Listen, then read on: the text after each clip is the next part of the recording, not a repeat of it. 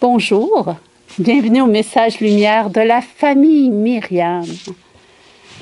Dans le livre de l'Exode, on raconte aujourd'hui que la communauté des fils d'Israël, après seulement 6 semaines de sa sortie d'Égypte, a repris sa vieille habitude.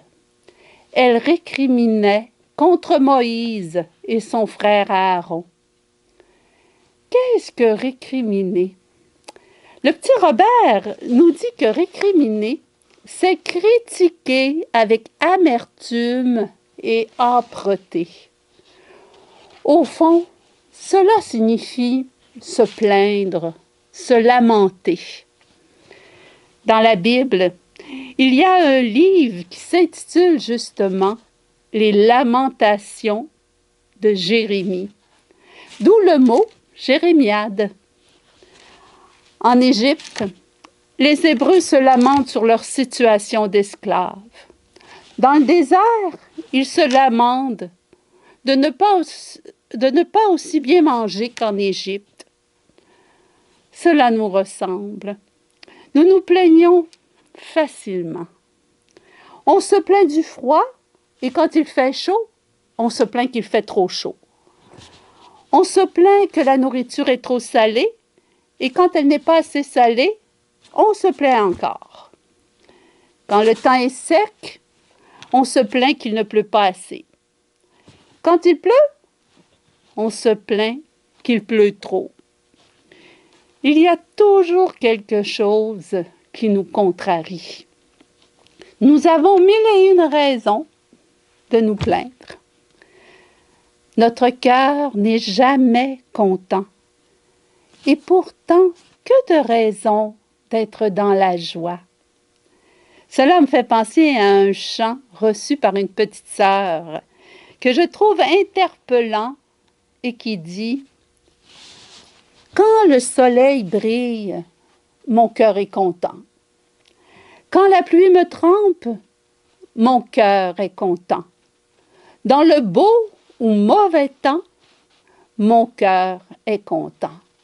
En toute chose, mon cœur est content. » Mais pourquoi se plaint-on si facilement?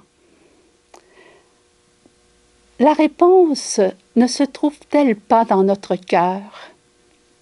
Quand il arrive quelque chose qui ne flatte ni mes aises, ni mes désirs, ni mes attentes, qu'est-ce que je fais? Je me plains.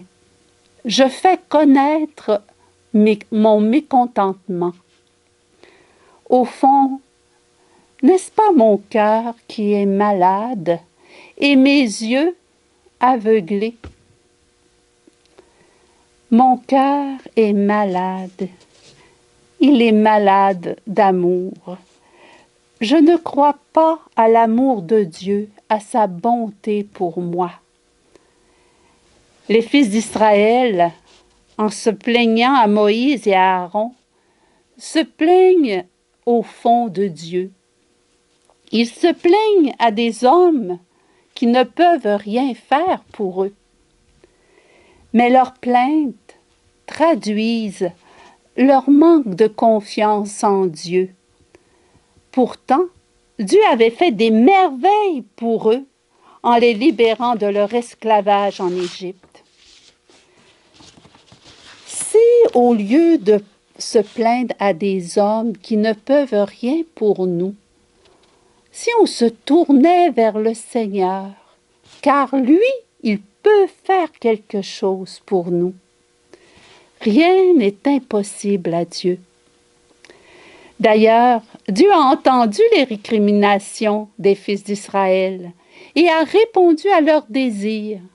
Du ciel, il a fait pleuvoir du pain et ils ont pu manger chaque jour à satiété.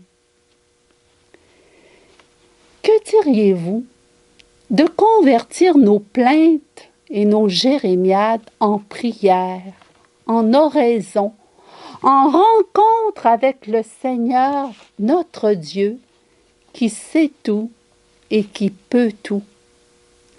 Nous expérimenterions alors sa providence, c'est-à-dire combien il nous aime et sa présence à nos côtés dans tout ce que nous vivons.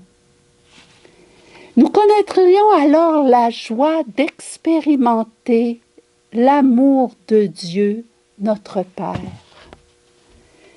Cet amour guérirait notre cœur et ouvrirait nos yeux à son amour agissant dans notre vie.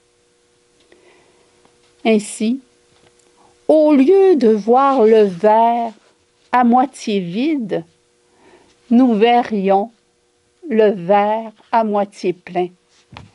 Au lieu de voir le point noir sur la feuille blanche, nous verrions l'éclat de la blancheur de la feuille. Seigneur, à partir d'aujourd'hui, je veux faire la guerre aux jérémiades. Pour cela, ouvre mon cœur à ton amour, afin que mes yeux s'ouvrent à ta présence aimante au cœur de ma vie et dans le monde, et que mes lèvres puissent proclamer tes merveilles. Esprit Saint, aide-moi à retenir toute plainte, lamentation ou jérémiade, et à faire confiance à mon Père du ciel. Que mes jérémiades se changent en louange et en émerveillement devant ce que tu fais pour moi. Amen. Au revoir et à la prochaine.